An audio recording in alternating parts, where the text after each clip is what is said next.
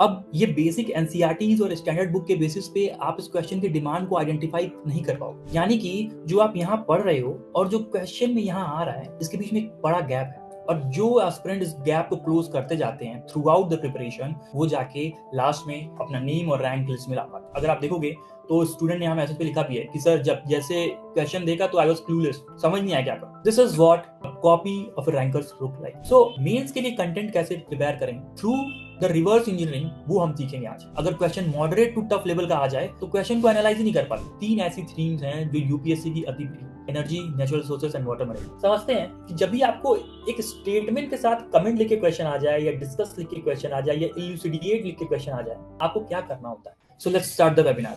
तो जब भी एक एस्पिरेंट अपनी मेंस की प्रिपरेशन को स्टार्ट करता है, he starts with the NCERTs and the standard books, right. और इसके बेसिस पे जब भी वो एक मेंस के क्वेश्चन को सॉल्व करने जाता है ना, what happens is कि most of the time he does not understand the demand of the question. अब जैसे स्क्रीन पे क्वेश्चन है, ये जो क्वेश्चन है आपके सामने स्क्रीन पे, अब ये बेसिक एनसीईआरटीज और स्टैंडर्ड बुक के बेसिस पे आप इस क्वेश्चन की डिमांड को आइडेंटिफाई नहीं कर पाओगे। It is very difficult for a beginner specially. Even अगर आप देखो तो मार्केट में बहुत सारे मेंस के लिए भी कंटेंट आए। एक हमारा एक्स फैक्टर नोट्स भी, if you guys know it, right. Even if you read the mains का content भी, then also you'll find there's a gap here, right? Question आने के बाद कुछ ना कुछ डिमांड आपसे मिस हो ही जाती है। You are not able to understand the demand of the question. Question की डायरेक्टिव समझ नहीं आ रही, right? All these are the problems that a student faces, right? यानी कि जो आप यहाँ पढ़ रहे हो और जो क्वेश्चन में यहाँ आ रहा है, इसके बीच में एक बड़ा गैप है। And how to address that gap, we will be discussing this आगे चल के इस वेबिनार में, right? So one thing you should understand कि मेंस में अगर आपको मार्क्स लाना है तो मार्क्स आपको उसी पे मिलेगा जो आप आंसर लिख के आ रहे हैं, राइट। नो मैटर आपने क्या कितनी बार पढ़ा हो एनसीईआरटीज को, स्टैंडर्ड बुक्स को 20 बार पढ़ाओ या 30 बार पढ़ाओ, it does not really matters. What matters is कि आप आंसर राइटिंग कितनी अच्छी करके आ पा रहे हैं। और जब तक आपको ये गैप फील होता रहेगा तब तक आपकी आंसर राइटिंग कभी इंप्रूव नहीं होगी। So how to fill this gap, इसको आज हम समझेंगे आगे चल के इस webinar. Now, one thing that you can do is कि after going through your NCERTs and standard books once or twice maximum, अपनी प्रिपरेशन को पूरा का पूरा तुम रिवर्स कर दो, राइट। रिवर्स का मतलब मेरा क्या है कि तुम 1 से 2 बार अपनी एनसीईआरटी या स्टैंडर्ड बुक को पढ़ने के बाद अब क्वेश्चंस के थ्रू अपनी प्रिपरेशन को स्टार्ट कर दो। जैसे आप अपनी प्रिपरेशन को स्टार्ट कर दोगे रिवर्स इंजीनियरिंग करके, ये जो गैप है ना, ये आप क्लोज करते जाओ। और जो एस्पिरेंट इस गैप को क्लोज करते जाते हैं थ्रू आउट द प्रिपरेशन, वो जाके लास्ट में अपना नेम और रैंक लिस्ट में ला पाते हैं, right.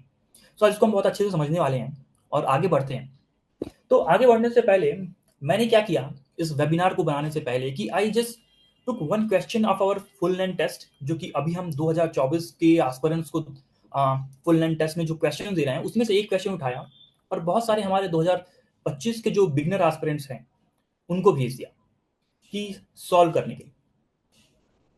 The first reaction when they see a mains का क्वेश्चन, ये क्वेश्चन मॉडरेट से आप डिफिकल्ट लेवल पे कह सकते हैं, मॉडरेट टू डिफिकल्ट लेवल के बीच में कहीं लाई करता है।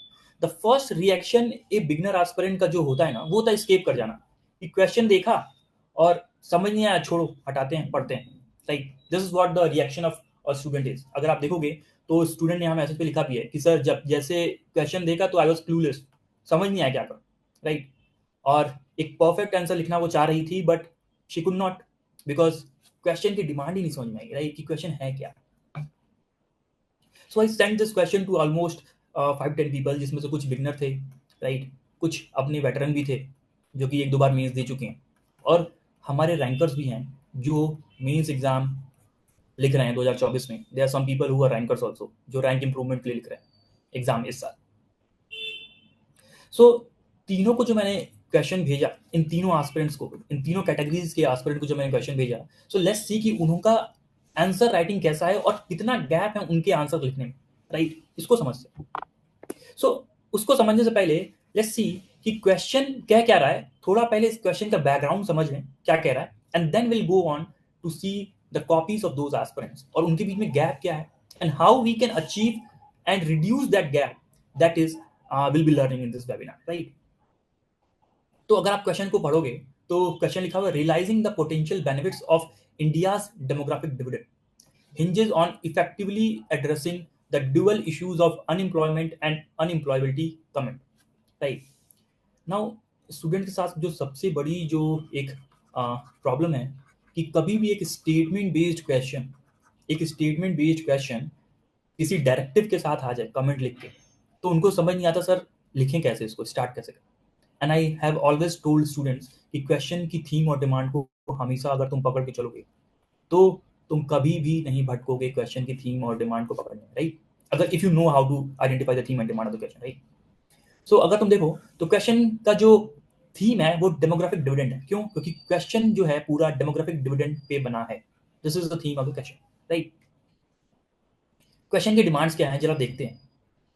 क्वेश्चन की डिमांड है पहली तो potential benefits of demographic dividend, right? ये आपको लिखा हुआ देखो, this is demand one, right?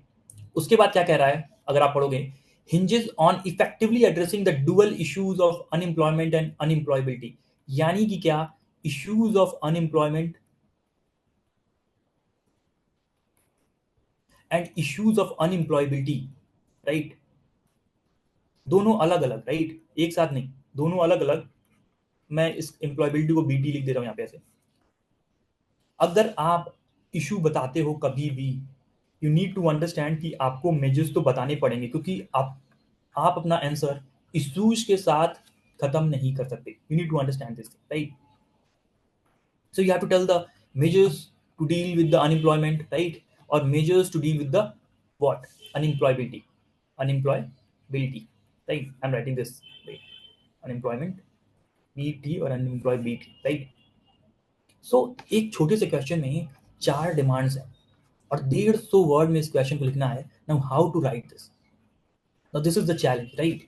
और ये आप सिर्फ पढ़ के इस सारे प्रैक्टिकल प्रॉब्लम्स को सॉल्व कर सकते हैं, राइट? सो लेट्स अंडरस्टैंड कि कैसे लिखा है एक बिगिनर ने। Now this is a copy of a beginner. अगर आप देखोगे तो इसने यहाँ तक एक क्वेश्चन लिखा हुआ है, राइट? फिर उसके बाद डेमोग्राफिक डिविडेंड के बारे में इसने इंट्रोडक्शन दिया हुआ है, बेनिफिट्स लिखा हुआ है डेमोग्राफिक डिविडेंड का, चैलेंजेस लिखा हुआ है, आई डोंट नो किसका चैलेंजेस लिखा हुआ है, इसने नहीं बताया। यानी कि इसने चैलेंजेस को, इश्यू ऑफ अनएम्प्लॉयमेंट और इश्यू ऑफ अनएम्प्लॉयबिलिटी को अच्छे से एड्रेस नहीं किया। चैलेंजेस बस लिखा 2-3 पॉइंट, वे फॉरवर्ड लिखा और कंक्लूड कर दिया, right? This is what the beginner aspirant do. उसका दिमाग सिर्फ बेनिफिट्स, चैलेंजेस, वे फॉरवर्ड ऐसे चलता है, राइट? बिकॉज वो इसी तरीके का कंटेंट को ग्रैप्स कर रहा होता है अपने स्टैंडर्ड बुक या मेंस की कंटेंट को, राइट? थोड़ा सा वेटरन एक्सपेरिमेंट के पास आते हैं। उसने क्या किया, डेमोग्राफिक डिविडेंड को एक्सप्लेन किया, राइट? अनएम्प्लॉयमेंट का इशू बताया, अनएम्प्लॉयबिलिटी का इशू बताया, वे फॉरवर्ड बताया। इसने यहाँ पे वे फॉरवर्ड में सेपरेटली मेजर्स अनएम्प्लॉयमेंट के लिए क्या लेने चाहिए, सेपरेटली मेजर्स अनएम्प्लॉयबिलिटी के लिए क्या लेने चाहिए, वो सारी चीजें अलग से नहीं बताई, एंड देन यहाँ पे कंक्लूड कर दिया। ना आप बोल रहे होगे सर इतना डिफिकल्ट है, कैसे लिख सकते हैं इतनी सारी चीजें, कैसे लिख सकते हैं इतनी सारी डिमांड्स को एक 150 नंबर 2 पेज में कैसे लिख सकते हैं, राइट? आई टेल यू कि ऐसा हो सकता है। You just need to innovate, right? और मैं आपको एक रैंकर की कॉपी दिखाता हूँ। This is the copy of a ranker, right? ये 176 रैंक है इस साल 2023 में, and now he is preparing for rank improvement. तो he is the part of smash mains program. तो मैं इसकी कॉपी को जरा जूम करता हूँ, आप क्लियरली देखो कि इसने यहाँ डेमोग्राफिक डिविडेंड क्या होता है वो बताया, कॉजेज ऑफ अनएम्प्लॉयमेंट बताया है, कॉजेज ऑफ अनएम्प्लॉयबिलिटी बताया है, स्टेप्स रिक्वायर्ड फॉर अनएम्प्लॉयमेंट को कैसे एड्रेस करने के लिए बताया, अनएम्प्लॉयबिलिटी को कैसे एड्रेस कर सकते हैं वो भी बताया है, कंक्लूड भी किया है यहाँ बेनिफिट्स के थ्रू, डायग्राम के थ्रू बेनिफिट भी बताया। This is what a copy of a rankers look like, right? This is what a copy of a rankers look like. अब now how to achieve this clarity, कि इस तरीके की clarity को कैसे अचीव करें। नाउ सबके सामने एक 10 नंबर के क्वेश्चन में 4 डिमांड एड्रेस करने के लिए चैलेंज था, but someone who is able to do this, और कुछ लोग नहीं कर पाए because of the various issues, या फिर कोई सोच नहीं पा रहे हैं कि कैसे 4 डिमांड को हम एड्रेस कर सकते हैं एक 2 पेज में। You have to innovate, right? You have to innovate. और ये इनोवेशन कब आएगा आपको, जब आप रिवर्स इंजीनियरिंग करने लग जाओगे, क्वेश्चंस के थ्रू अपनी प्रिपरेशन को स्टार्ट करने लग जाओगे।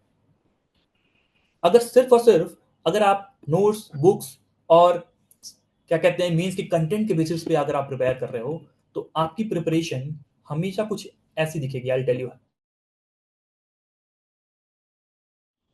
आप हमेशा कुछ ऐसा आंसर लिखोगे बिगनर जैसा, राइट? थोड़े से इवॉल्व होगे, थोड़ी सी समझ बढ़ेगी, ऐसा लिखोगे, बट आप अपनी प्रिपरेशन को पूरी रिवर्स इंजीनियरिंग में ले जाओगे, you will able to write like this, right? थोड़ी इस कॉपी को समझते हैं, और क्या ऐसा इसमें क्या है कि जो देखने से ही ऐसा लगता है कि हाँ he has been able to address, और इवैल्यूएटर जो इसकी कॉपी को चेक करेगा वो देखते ही इसको ज्यादा बिना कुछ पढ़े ही अच्छे मार्क्स देके आगे बढ़ जाएगा, राइट? पहली बात, इसका स्ट्रक्चर बहुत अच्छा है। क्वेश्चन का स्ट्रक्चर, सारे पार्ट्स क्लियरली एड्रेस्ड हैं। आप देखो सारे पार्ट्स क्लियरली एड्रेस्ड हैं। स्ट्रक्चर अच्छा होने का क्या मतलब है कि अगर आपका स्ट्रक्चर हुआ ना, यानी कि आपके आंसर में एक क्लैरिटी दिखती है कि इसको क्लैरिटी है जो बंदा कॉपी लिख रहा है, राइट? और वो क्लैरिटी तभी आएगी जब आप अपनी प्रिपरेशन, बुक की प्रिपरेशन और मीन्स की जो क्वेश्चन की डिमांड की जो गैप है उसको फिल कर पाओगे। यानी कि वो जो इस गैप को फिल कर पा रहा है ना, उसी के कॉपी में क्लैरिटी आ पाएगी, राइट? अदरवाइज आप ऊपर बिगिनर आस्पिरेंट की तरह रिवॉल्व करते रह जाओ। तो स्ट्रक्चर बहुत अच्छा है। He was able to meet 4 demands in a 10 marker question, और उसके लिए स्ट्रक्चर बना पाया, और स्ट्रक्चर बनाने के लिए इसने इनोवेट भी किया अपने प्रेजेंटेशन में, right? You see, nobody will say कि ऐसे कुछ कोई लिख भी सकता है answer, right? Everybody thinks of writing in heading point format, right? But situation changes, तो सिचुएशन के अकॉर्डिंग ही जस्ट इनोवेटेड। और ये तभी पॉसिबल है, ये गैप फिल करना तभी पॉसिबल है जब आपकी प्रिपरेशन पूरा रिवर्स इंजीनियरिंग के थ्रू चल रही हो। आप डिफरेंट डिफरेंट तरीके के क्वेश्चंस को डील करना आपको आता हो, राइट? और और आप हर एक डिफरेंट तरीके के क्वेश्चंस के स्ट्रक्चर को आप पकड़ पाए, राइट? सो हम आगे चल के इस वेबिनार में सीखने वाले हैं how we can close this gap, and how we can get this level of clarity, जो कि ये जो लड़का है जो कि आईपीएस है इस बार, और अभी रैंक इंप्रूवमेंट के लिए एग्जाम दे रहा है, और डेफिनेटली मे बी ये अच्छा कर पाए। तो how we can close this gap, हम आगे देखते हैं, right? Coming on to the next slide. तो जैसे मैंने ये क्वेश्चन भेजा स्टूडेंट्स को, सो बहुत सारे स्टूडेंट्स ने पहले तो मुझे एक रिएक्शन दिया कि सर कल कर दूंगा, जैसे मैंने आपको ऊपर दिखाया, right? So when they actually send the answer, उसके बाद मैंने उनसे क्वेश्चन किया कि तुमको क्या परेशानी क्या आती है, मीन्स प्रोग्राम मीन्स प्रिपरेशन में परेशानी क्या आती है, actually what problem do you face, right? तो सबसे पहली परेशानी तो सबसे पहला जो उनकी जो क्वेरीज है, तो इशू है, वो क्या है कि sir lack of content. Lack of content का मतलब क्या सर, मुझे इशू ऑफ अनएम्प्लॉयबिलिटी और इशू ऑफ अनएम्प्लॉयमेंट के अलग अलग कंटेंट ही नहीं पता थे, राइट? इसीलिए मैंने एक साथ ही चैलेंज लिख के डिस्कस करके आगे बढ़ी। सो मेंस के लिए कंटेंट कैसे प्रिपेयर करें थ्रू द रिवर्स इंजीनियरिंग, वो हम सीखेंगे आज, ताकि हम जो गैप है उसको क्लोज कर पाए, right? Many of the student said कि सर क्वेश्चन की डिमांड ही समझ नहीं आई, क्या बोला क्वेश्चन में। कई लोग बोलते हैं सर हमको क्वेश्चन का कीवर्ड ही नहीं समझ में आता, आप कितने क्लियरली 4 डिमांड निकाल पा रहे हो, हम तो वो निकाल ही नहीं पाएंगे, राइट? खास करके बिगिनर एस्पिरेंट्स। कई ने बोला कि सर क्वेश्चन इंटरप्रेटेड करने में ही मुझे समझ नहीं आया, right? Sir type of question ही समझ नहीं आता कि कैसे टाइप के क्वेश्चन होते हैं, कितने टाइप्स के होते हैं, कैसे स्ट्रक्चर बनेगा, राइटिंग की मेथड्स क्या हैं उसके, यही नहीं समझ में आता, राइट? अगेन एनालिसिस पार्ट में क्वेश्चन को एनालाइज नहीं कर पाते। अगर question moderate to tough level का आ जाए तो क्वेश्चन को एनालाइज ही नहीं कर पाते। मॉडरेट टू टफ लेवल पे अगर क्वेश्चन आ जाए तो आप क्वेश्चन को एनालाइज ही नहीं कर पा रहे। Now this is the problem. अगर आसान सा क्वेश्चन आ जाए, सिंपल एंड स्ट्रेट क्वेश्चन कि what are landslides, what are the causes and landslides, तो बड़े आराम से हो जाएगा। बट व्हाट हैपेंस कि जब एक moderate to tough level question आ जाएगा तो आप इंटरप्रेट नहीं कर पा रहे। और ये सारी जो चीजें हैं ना, these are the only things, अगर आप मास्टर कर लिए तो आप रिवर्स इंजीनियरिंग के थ्रू अपने प्रिपरेशन को कर पाओगे। और जो गैप है आपके एनसीईआरटीज और स्टैंडर्ड बुक के बीच में और जो मीन्स के क्वेश्चन की जो डिमांड है उसके बीच में जो गैप है उसको क्लोज कर पाओगे, राइट? और जो लास्ट में मुझको एक डाउट आया कि सर रिवीजन स्ट्रेटजी क्या रखनी चाहिए मेंस की, तो मुझे लगा कि let's also take this issue also और उसको भी वेबिनार में डिस्कस कर लेते हैं, राइट? तो अभी तक आपको समझ में आ गया होगा कि हम क्या करने वाले हैं आज की वेबिनार, कि आपकी जो स्टैंडर्ड बुक और एनसीईआरटीज हैं और जो मेंस का क्वेश्चन है उसके बीच में गैप को कैसे क्लोज करना है वो हम करने वाले हैं। और ये तभी पॉसिबल है जब आप कम से कम 1 से 2 बार अपनी एनसीईआरटीज़ और बेसिक बुक्स जो भी स्टैंडर्ड बुक्स हैं, उनको खत्म कर चुके हैं। ऐसा नहीं कि आप पहले दिन से ही मेंस के क्वेश्चन को उठा लें और रिवर्स इंजीनियरिंग करना शुरू कर दें, आपको कुछ समझ नहीं आए, right? The basic requirement is you have done twice at least all these books, right? इसीलिए हम स्मैश मेंस में किसी बिगिनर को नहीं लेते, राइट? तो स्कोप ऑफ वेबिनार है वो 4 चीज़ों पे है कि कैसे कंटेंट बनाएं रिवर्स इंजीनियरिंग के थ्रू, कैसे क्वेश्चन की डिमांड को समझें, किन किन टाइप्स के क्वेश्चन होते हैं, मॉडरेट टू टफ लेवल वाले, नॉट ईजी वाले, ठीक है, और रिवीजन स्ट्रेटजी क्या रखें, इस पर हम बात करें, राइट?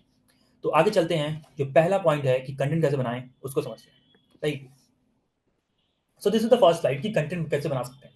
कि हमने क्या किया, आई थिंक आपको ये शीट पहले मिल चुकी होगी मे बी। हमने क्या किया कि लेट्स से यहाँ पे लेट्स से पॉलिटी है, राइट? हमने पॉलिटी जो सब्जेक्ट है इसके सिलेबस को देखा कि इसके सिलेबस में कितनी लाइनें हैं। तो हमें पता चला कि कुछ 5-7 लाइनें हैं जो कि पॉलिटी के सिलेबस को कैटर करती हैं, राइट? हमने क्या किया कि इन लाइनों से जितने क्वेश्चंस अलाइन हो सकते हैं मैपिंग के थ्रू, हमने उन क्वेश्चंस को मैप कर दिया। और इसकी बुकलेट आई थिंक सबको मिली होगी जो भी स्मैश के बच्चे होंगे, राइट? उसके बाद हम वहां रुके नहीं। हमने क्या किया कि ये जो हमने हर एक क्वेश्चंस जो है यहाँ पे, हर एक जो सिलेबस की लाइन है, सॉरी, हर एक जो सिलेबस की लाइन है, इसके रिगार्डिंग हमने सारे क्वेश्चंस की मैपिंग की। उस मैपिंग के बाद भी हमने इन क्वेश्चंस की जो मैपिंग है ना, ये जो क्वेश्चंस है इनके बीच में कुछ पैटर्न्स फाइंड आउट करने की कोशिश किया कि क्या यूपीएससी की अति प्रिय थीम्स हैं, माइक्रो थीम्स, राइट? उनको फाइंड आउट किया और उनमें क्या किया, हमने एक पैटर्न फाइंड आउट करके इन क्वेश्चंस को भी कैटेगराइज करने की कोशिश की इन माइक्रो थीम्स में। यानी कि ये जो अगर सिलेबस की लाइन है, इसके अंदर ये जो 4 आपकी माइक्रो थीम्स है, 5 माइक्रो थीम्स, ये यूपीएससी की अति प्रिय, right?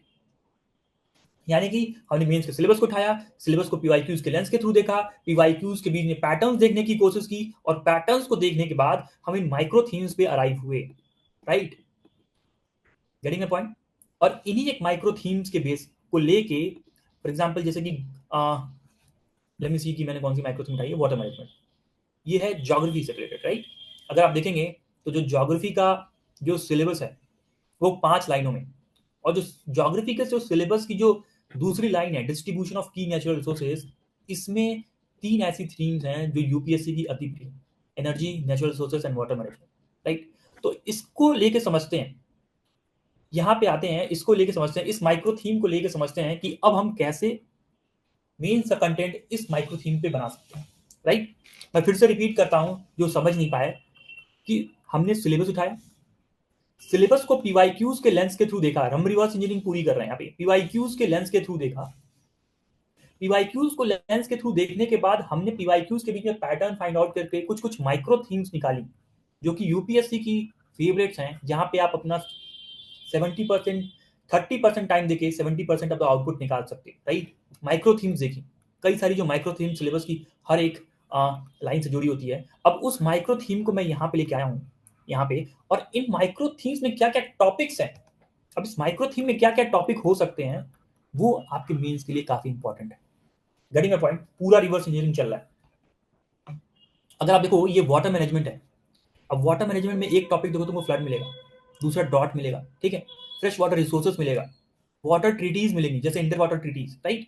Effective land and water management मिलेगा, राइट? वाटर हार्वेस्टिंग की बात होगी, रिवर इंटरलिंकेजेस की बात होगी, वाटर स्ट्रेट या वाटर स्कैसिटी की बात होगी, और अगेन फ्रेश वाटर रिसोर्स पे अगेन क्वेश्चन है वो। यानी कि अगर आप देखो तो एक जो माइक्रो थीम है यूपीएससी की, उसमें आपको इतने सारे टॉपिक्स मिल जाते हैं टू प्रिपेयर। अगेन मैं फिर से समझा रहा हूं कि हमने सिलेबस को उठाया, सिलेबस के थ्रू हमने पीवाईक्यूज, सिलेबस को हमने पीवाईक्यूज के लेंस के थ्रू देखा, उसके बीच में हमने पैटर्न फाइंड आउट करके माइक्रो थीम्स निकाली, माइक्रो थीम्स को लेके अब हम माइक्रो थीम के अंदर क्या टॉपिक्स हैं उनको निकाला, और अब इन टॉपिक्स में क्या डायमेंशंस यूपीएससी पूछता है उस पर भी हम जाएंगे, वो यहां देखो। Getting my point? इस लेवल ऑफ रिसर्च जब तुम करोगे तब जाके वो गैप क्लोज हो पाएगा, अदरवाइज आप बुक ही पढ़ते रह जाओगे। देयर लॉट ऑफ पीपल जिनको हम जानते हैं और वो 2 से 3 साल से सेम बुक्स पढ़ रहे हैं और उनका प्रिलिम्स भी नहीं निकल रहा, राइट? एंड जो मेंटरशिप है, जिस आप हमारे यूपी के स्टूडेंट होंगे या फिर आप हमारे स्मैश मेंस के स्टूडेंट होंगे, तो जो मेंटरशिप प्रोग्राम है वो यही करता है कि जो गैप है ना आपके कई सालों का, जो आप 3 साल में खुद से करते हो, वो 1 साल में मेंटर आपको साथ में बैठा के राइट डायरेक्शन देके कराता है। राइट। सो अगर आप देखें तो ये माइक्रो थीम थी, और माइक्रो थीम पे ये सारे टॉपिक्स हैं जिसपे यूपीएससी ने क्वेश्चंस पूछे हुए हैं, राइट। अब आपको क्या करना है, ये टॉपिक्स उठाने हैं और इन टॉपिक्स पे क्या क्या डायमेंशन होता है वो पढ़ना है और उन पे नोट्स बनाने हैं। ये आपको लग रहा होगा बहुत बड़ा हो गया, कुछ ऐसा नहीं है। मीन्स की प्रिपरेशन में आपको 4 महीने तो जम के देना पड़ता है। अगर आप 4 महीने जम के नहीं दे रहे हो तो आप पीछे से हट जाओगे, राइट। यानी कि सितंबर से लेके जनवरी तक जो 5 महीने हैं, इनमें आपको ढंग से टाइम देना पड़ेगा, राइट। मेंस की प्रिपरेशन चलनी चाहिए और इसमें आपको अपना ऑप्शनल भी एक बार खत्म करना पड़ेगा। देन तो आप यूपीएससी निकालने के लिए 2025 में एक सही कैंडिडेट हो, वरना आप कहीं ना कहीं पीछे लैग हो जाओ, राइट। अगर देखो फ्लड, जैसे फ्लड है, माइक्रो थीम से हमने एक टॉपिक निकाला फ्लड। अब फ्लड की डेफिनेशन क्या है, कौन कौन से एरियाज हैं जो प्रोन है फ्लड के, राइट। वनरेबिलिटी मैपिंग जिसको बोलते हैं, कॉजेज क्या है, इंपैक्ट क्या है, एंडेमिक गाइडलाइंस क्या है, फ्लड को हार्नेस कैसे कर सकते हैं। ऊपर एक क्वेश्चन आया हुआ है कि फ्लड को हार्नेस कैसे कर सकते हैं। देखो पहला ही question, in what ways the flood can be converted into sustainable source of irrigation and all weather inland navigation of in India. यानी कि फ्लड को हार्नेस करने की बात कर रहा है। This is one of the dimension जिस पे क्वेश्चन यूपीएससी पूछ सकता है। सो जब तक आप रिवर्स इंजीनियरिंग करके नहीं आते हो, इन टॉपिक्स पे अराइव करते हो, और आप सिर्फ और सिर्फ कोई भी बुक पकड़ लिया आपने और उसको खत्म करने के लिए लगे हुए हो 3 बार 4 बार without understanding the relevance of that particular topic, तो आप उस लूप में फंसे रहो, ठीक है। वो गैप कभी क्लोज नहीं होगा मेंस की डिमांड को एड्रेस करने वाला, और वो लूप में आप फंसे रहो, right. So you saw this कि अगर इंटरलिंक रिवर इंटरलिंकिंग एक टॉपिक है तो उसका ब्रीफ बैकग्राउंड क्या होना चाहिए वो आपको बताना चाहिए, right. National river interlinking project क्या है, हिमालयन कंपोनेंट क्या है, उसमें पेनिनसुलर कंपोनेंट क्या है, बेनिफिट चैलेंजेस और वे फॉरवर्ड क्या है, ये सारी चीजें आपको आनी चाहिए। This is how you have to prepare for mains, right. After having read your NCERTs and in standard book once और ट्वाइस, तब आपकी प्रिपरेशन पूरी रिवर्स इंजीनियरिंग के थ्रू होगी, राइट। सिमिलरली एक और टॉपिक पकड़ता हूँ मैं, ये पॉलिटी का टॉपिक है। तो पॉलिटी का एक बार मैं आपको वो दिखाता हूँ जो हमने किया हुआ है। अगेन पॉलिटी की 6-7 लाइनें हैं, और nature of federalism, right. Nature of federalism एक यूपीएससी की बहुत ही अति प्रिय थीम है जिसपे क्वेश्चन आता ही आता है। और इसके अंदर कुछ क्वेश्चंस हैं, जैसे ये कितने क्वेश्चंस हैं, ये 5 क्वेश्चंस हैं जो यूपीएससी ने पिछले 11 साल में पूछे। अब इस माइक्रो थीम को मैंने पकड़ लिया, और माइक्रो थीम को पकड़ने के बाद मैं आ गया उसके टॉपिक्स को ढूंढने कि इसमें क्या क्या टॉपिक्स है इस माइक्रो थीम में जो यूपीएससी पूछ सकता है, ठीक है। और उस टॉपिक्स के क्या क्या डायमेंशंस हैं जिस पे क्वेश्चंस बन सकते हैं। अब यहाँ मुझे प्रिपरेशन करनी है, मतलब मीन्स के सिलेबस को देखा, पीवाईक्यूज के लेंस के थ्रू देखा, माइक्रो थीम पकड़ी, माइक्रो थीम के बाद टॉपिक्स पकड़ रहा हूं मैं, टॉपिक्स के अंदर डायमेंशंस क्या है वो पकड़ रहा हूं, और वहां से पढ़ना शुरू कर रहा हूं in order to close the gap that is there between your preparation of standard books और जो मीन्स का जो डिमांड आ रहा है उसके बीच में जो गैप है उसको करने के लिए। आई एम श्योर आप लोग ऐसे नहीं देखते हो, राइट। इस तरह की एनालिसिस को नहीं देखते। बट आप ये समझिए कि जो स्टूडेंट 1 साल या 2 साल में यूपीएससी को निकाल रहा है और वो आंसर अच्छा लिख पा रहा है, वो इस लेवल ऑफ क्लैरिटी के साथ ऑपरेट करता है। आपके आंसर में स्ट्रक्चर अच्छा होगा ही नहीं जब तक आपको क्लैरिटी नहीं होगी, और जब तक आपको क्लैरिटी नहीं होगी ना, तब तक आपका वो आंसर में वो फील आएगा नहीं इवेल्युएटर को, राइट। तो नीचे आते हैं और देखते हैं कि नेचर ऑफ फेडरलिज्म जो है इसके अंदर कौन कौन से टॉपिक्स हैं जिसपे यूपीएससी ने क्वेश्चन पूछा हुआ है। कोऑपरेटिव फेडरलिज्म हो गया, इंटर स्टेट वाटर डिस्प्यूट हो गया, कॉम्पिटिटिव फेडरलिज्म हो गया, कॉन्फेडरेशनल फेडरलिज्म हो गया, सेंट्रलाइजिंग टेंडेंसी हो गई, सिमेट्रिकल एसिमेट्रिकल फेडरलिज्म हो गया। ये सारी चीजों पे यूपीएससी क्वेश्चन पूछा हुआ है। अब इसके अंदर जाके देखते हैं कि क्या क्या डायमेंशन पे क्वेश्चन पूछ सकता है, राइट। अब डायमेंशन ढूंढने के लिए आपको सिंपली क्या करना है, माइक्रो थीम पकड़नी है, माइक्रो थीम के टॉपिक्स पकड़ने हैं, टॉपिक्स को आप गूगल सर्च कीजिए और यूपीएससी लिखिए, आपको उसके अंदर के जितने भी डायमेंशन होंगे वो मिल जाएंगे। ये हमने वैसे ही यहाँ पे निकाल के लाया, राइट। अगर आपको कन्फ्रंटेशनल फेडरलिज्म के बारे में नहीं पता तो कैसे पता चलेगा कि अगर आप कुछ इंस्टांस देखो कि सिटीजनशिप अमेंडमेंट बिल जो अमेंडमेंट एक्ट आया था उसको लेकर बहुत सारा प्रोटेस्ट हुआ था, that is a part of confrontational federalism, उस पर क्वेश्चन बन सकता है, राइट। अबॉलिशन ऑफ आर्टिकल 370 उस पर कन्फ्रंटेशनल फेडरलिज्म पे क्वेश्चन बन सकता है, राइट। जो सेंटर का इंटरफेरेंस है स्टेट सब्जेक्ट्स पे like farm bills and all these things, इस पे कन्फ्रंटेशनल फेडरलिज्म पे क्वेश्चन बन सकता है। तो हर एक कीवर्ड्स की अंडरस्टैंडिंग और उसका relation with current context is very important, और उस लेवल ऑफ क्लैरिटी जब आएगी ना आपको तभी आपका वो गैप क्लोज हो पाएगा। आई टेल यू कि एसिमेट्रिकल फेडरलिज्म हुआ या इंटर स्टेट बॉर्डर डिस्प्यूट हुआ, इसमें कैसे डायमेंशन के क्वेश्चन बन सकते हैं आपको फाइंड आउट करना पड़ेगा। ये लेवल ऑफ क्लैरिटी आपको अचीव करनी पड़ेगी और रिवर्स इंजीनियरिंग के थ्रू पढ़ाई को करना पड़ेगा ताकि आप हमेशा एग्जाम फोकस्ड रहें। आपको पीएचडी करने के लिए तो पढ़ाई करनी नहीं कि 5 साल मैंने खूब पढ़ाई की, कई सारी किताबें पढ़ ली और तभी एग्जाम नहीं निकल रहा है, राइट। आपको पढ़ाई किस लिए करनी है? एग्जाम निकालने के लिए, सिंपल सा, राइट। तो दीज आर द 2 टॉपिक्स जो मैंने आपको दिखाया। एक दो टॉपिक हम और देखते हैं, ठीक है। Now one such micro theme of governance is transparency and accountability, right. ये गवर्नेंस का थीम है, transparency and accountability. I will show you again कि आप यहाँ आओ, गवर्नेंस वाले सेक्शन में जाओ। गवर्नेंस वाले सेक्शन में ट्रांसपेरेंसी एंड अकाउंटेबिलिटी, इसमें ये 3-4 जो थीम्स हैं, 3 थीम्स जो यूपीएससी की अति प्रिय हैं, जिसमें से सिटीजन चार्टर, गवर्नेंस और ट्रांसपेरेंसी एंड अकाउंटेबिलिटी है। हमने ट्रांसपेरेंसी एंड अकाउंटेबिलिटी को उठाया और आपके सामने यहाँ पे ले आया, राइट। अब इन ट्रांसपेरेंसी एंड अकाउंटेबिलिटी में कौन कौन से टॉपिक्स है जिसपे क्वेश्चन आए हुए हैं, वो ये है, ठीक है। अब इस पे क्या क्या डायमेंशंस हैं जिसपे क्वेश्चन यूपीएससी पूछ सकता है, वो ये है, राइट। अब आपकी प्रिपरेशन यहाँ हो रही होनी चाहिए, आप इसको पढ़ रहे होगे, आप जो भी मेंस का कंटेंट उठा रहे हो ना, वो ये सारे डिमांड्स को एड्रेस कर रहा होना चाहिए, तब तो जाके आप अपने मेंस के आंसर राइटिंग में कुछ अच्छा परफॉर्म कर पाओगे। अदरवाइज तो सब गेम गड़बड़ है, आप कुछ भी जनरली आंसर लिख के आ पाओ, राइट। तो this is how you have to prepare, right. This is how you have to इतना क्लैरिटी के साथ आपको आगे बढ़ना पड़ेगा because competition is increasing, right. तो उसी तरह वुमेन एंड एसोसिएटेड कंसर्न, ये एक सोसाइटी का माइक्रो थीम है जिसपे यूपीएससी इस तरीके के टॉपिक्स पे क्वेश्चन पूछता है कि कैसे गिग इकोनॉमी ने वुमेन को एम्पावर किया है, कैसे फेमिनाइजेशन ऑफ एग्रीकल्चर हुआ, उसके क्या कॉजेज हैं एंड ऑल दीज थिंग्स। सो इसका जो भी डायमेंशंस है वो आप मुझे बना के दोगे, right. This is the homework for you. मैं ये स्लाइड, ये जो पीपीटी है वो शेयर कर दूंगा, तो आप अपने मेंटर्स को दिखाओगे कि कैसे इसको किया जा सकता है, राइट। तो नाउ यू अंडरस्टूड कि जो स्कोप था हमारा इस वेबिनार का, जो स्कोप था, जो पहला, कि कैसे कंटेंट को प्रिपेयर करें रिवर्स इंजीनियरिंग के through, we have discussed, right. Now we are coming to second और थर्ड को हम एक साथ लेके चल रहे हैं। सेकंड और थर्ड को हम एक साथ लेके चलेंगे कि किस टाइप के क्वेश्चंस आते हैं, सिर्फ और सिर्फ मॉडरेट टू डिफिकल्ट लेवल के क्वेश्चंस की हम बात करेंगे। किस टाइप्स के आते हैं, कैसे टाइप के क्वेश्चन आए तो स्ट्रक्चर क्या हो जाना चाहिए, कैसे आप क्वेश्चन को एनालाइज कर पा सकते हैं, इंटरप्रेट कैसे कर सकते हैं, डायरेक्टिव्स क्या हो सकते हैं, वो सारी चीजों को समझते हैं। हमने 2-3 टाइप के क्वेश्चंस लिए हुए हैं और उनके थ्रू समझेंगे, राइट। तो दूसरा पार्ट स्टार्ट करते हैं। आई थिंक अभी आपको रिवर्स इंजीनियरिंग के थ्रू कंटेंट बनाना तो समझ में आ गया, राइट। अब समझते हैं कि कैसे क्वेश्चन की डिमांड को समझा जाए, कीवर्ड समझा जाए, कैसे डिफरेंट टाइप से जो क्वेश्चन होते हैं उनको आइडेंटिफाई किया जाए और कैसे एक means specific answer writing strategy तैयार की जाए। क्वेश्चन को देखते ही आप स्ट्रक्चर बता पाए तुरंत, वो कैसे सीख सकते हैं, राइट। उसके लिए आपको कम से कम 200 क्वेश्चन अपने मेंटर के साथ डिस्कस करना पड़ेगा। वेरी सिंपल, कोई देखो फॉर्मुला, डायरेक्ट फॉर्मुला नहीं है। हम 2-3 टाइप के क्वेश्चन लेके आ रहे हैं, आपको उससे बहुत अंडरस्टैंडिंग डेवलप होगी। लेकिन जब तक आप अलग अलग तरीके के क्वेश्चन करोगे नहीं, तब तक वो आएगा नहीं, ठीक है। और उसका कोई फॉर्मुला नहीं है, सिंपल 200 क्वेश्चन कम से कम नए नए तरीके के अपने मेंटर के साथ डिस्कस करो, अपने पीयर ग्रुप के साथ डिस्कस करो, तभी वो आएगा। सिंपल सी बात, राइट। पहला क्वेश्चन देखते हैं कि कभी भी कोई क्वेश्चन आपको ना स्टेटमेंट के साथ कमेंट लिख के आ जाए। अब जैसे देखो, ये भी कोई जो क्वेश्चन है, एक स्टेटमेंट है और स्टेटमेंट के साथ कमेंट लिख के आ गया। अब ऐसे क्वेश्चन में स्टूडेंट्स को समझ नहीं आता कि इंट्रोडक्शन में क्या लिखें, बॉडी में क्या लिखें, कंक्लूजन में क्या लिखें, राइट।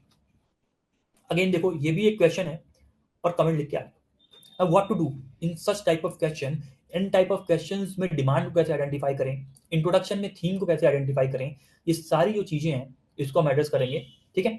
और पहले क्वेश्चन पे आते हैं, समझते हैं कि जब भी आपको एक स्टेटमेंट के साथ कमेंट लिख के क्वेश्चन आ जाए, या डिस्कस लिख के क्वेश्चन आ जाए, या इल्यूसिडिएट लिख के क्वेश्चन आ जाए, आपको क्या करना होता है।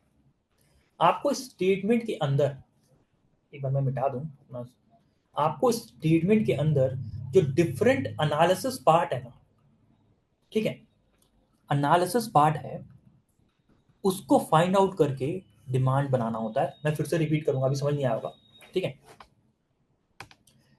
कि अगर आपको स्टेटमेंट के साथ कोई क्वेश्चन कमेंट लिख के मिल जाए, या डिस्कस लिख के मिल जाए, या इल्यूसिड जाए, तो इस स्टेटमेंट को एड्रेस करने के लिए आपको स्टेटमेंट को ब्रेक करना पड़ेगा, राइट।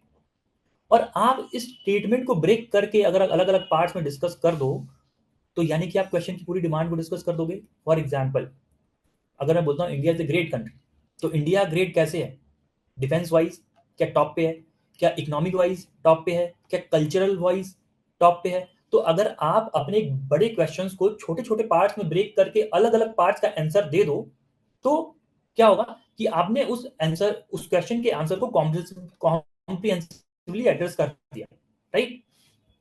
उसी तरह कभी भी स्टेटमेंट जैसा क्वेश्चन आए तो इस स्टेटमेंट के अंदर जो भी अलग अलग एनालिसिस पार्ट हैं उनको ब्रेक करके डिमांड में कन्वर्ट कर दो, राइट। उनको ब्रेक करके डिमांड में कन्वर्ट कर दो और अलग अलग पार्ट को पॉइंटर से एड्रेस कर दो, तो तुम पूरे के पूरे क्वेश्चंस को एड्रेस कर दोगे। Getting my point? ठीक है, अब मैं सिखाता हूँ कैसे।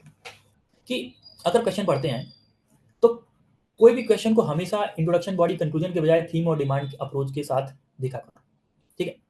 तो जो क्वेश्चन की जो थीम होती है ना, कि क्वेश्चन किस टॉपिक पे बनाएं।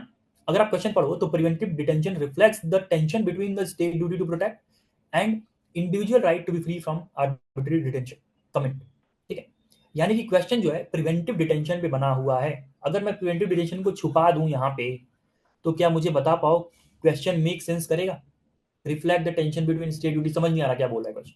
यानी कि जिस कीवर्ड को हटा देने से क्वेश्चन समझ ही ना आए, वही होता है हमारा थीम।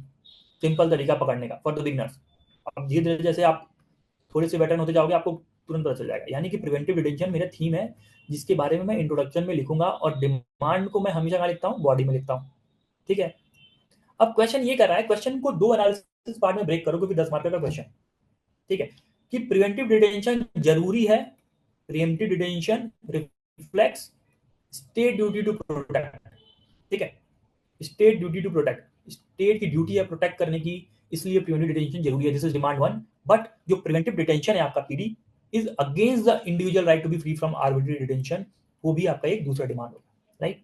और इन दोनों डिमांड को अगर आप एड्रेस कर देते हो तो आपने क्वेश्चन की डिमांड को एड्रेस कर दिया, राइट। यानी कि कोई भी स्टेटमेंट अगर आए कमेंट लिख के, तो क्वेश्चन की जो एनालिसिस पार्ट है उनको दो पार्ट में ब्रेक करो और डिमांड में तोड़ दो, और उसको अलग अलग पार्ट को एड्रेस करते जाओ।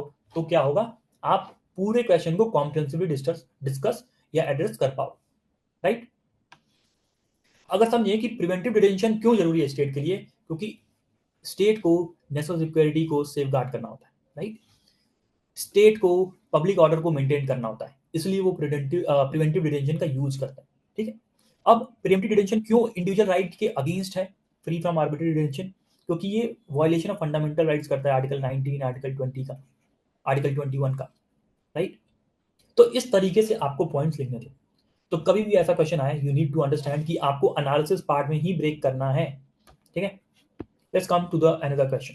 अब ये क्वेश्चन बहुत स्टैंडर्ड है। अगेन आप देखो कि मैं इस क्वेश्चन को कैसे ब्रेक करता हूँ, और ये क्वेश्चन बहुत सारे लोग बहुत ही गलत लिखते हैं। अगर आप इस क्वेश्चन को पढ़ो तो लिखा हुआ है कि the Indian constitution does not treat the principles of liberty, equality and fraternity as separate item, but as a union of trinity, in the sense that no that to diverse one from other is to defeat the very purpose of democracy comment। अब question देखते ना, beginner students को समझ ही नहीं पाएगा कि पूछ क्या लिया, ठीक है। बिगिनर स्टूडेंट्स को समझ ही नहीं पाएगा कि पूछ क्या लिया। तो मैंने आपको क्या बोला कि कभी भी आपको क्वेश्चन ऐसा मिले तो इस क्वेश्चन की स्टेटमेंट्स को अलग अलग एनालिसिस पार्ट में तोड़ने की कोशिश करो। नाउ दिस रिक्वायर्स ब्रेनस्टॉर्मिंग, ठीक है। ये इतना आसान नहीं है, दिस रिक्वायर्स ब्रेनस्टॉर्मिंग। इसलिए मैंने कहा कि 200 क्वेश्चन अपने मेंटर के साथ डिस्कस करनी पड़ेगी, राइट। अच्छा, जो मैं एनालिसिस पार्ट बोल रहा हूँ वो मैं क्यों बोल रहा हूँ, जरा इसको समझ कि क्रोनिक कैपिटलिज्म एक टर्म होता है, राइट। क्रोनिक कैपिटलिज्म तुम सबने सुना होगा। क्रोनिक कैपिटलिज्म क्या होता है कि the corporates and the political parties, they have nexus, right, and they both work in the benefit of each other। एक political nexus होता है, corporate और politician के बीच में एक nexus होगा, और एक quid pro quo का relationship होगा। मतलब politicians benefit करेंगे corporates को through their policies, and corporates fund करेंगे political parties को during the election, right। अगर आप इस वर्ड को तोड़ दो अलग अलग, अगर मान लो मैं आपसे क्रोनिक कैपिटलिज्म पे क्वेश्चन पूछा हूं और आप क्रोनी अलग बताओ और कैपिटलिज्म अलग बताओ, तो पूरी की पूरी मीनिंग ही डिस्टॉर्ट हो जाएगी। Getting my point? Getting my point?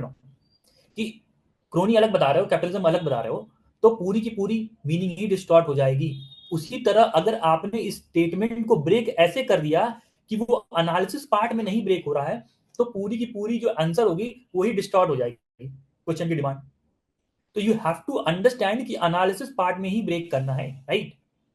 अगर आप उसको ऐसे मत ब्रेक कर देना कि पूरी की पूरी मीनिंग डिस्टॉर्ट हो, राइट।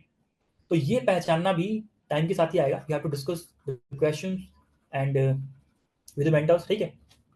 तो टाइम के साथ ही आएगा, राइट। तो अगर मैं देखूं तो कभी भी आप किसी भी क्वेश्चन को थीम डिमांड अप्रोच लगाओगे ना, तो बहुत जल्दी पकड़ पाओगे उसके स्ट्रक्चर को, रेदर देन आप इंट्रोडक्शन बॉडी कंक्लूजन के पीछे भागो, राइट।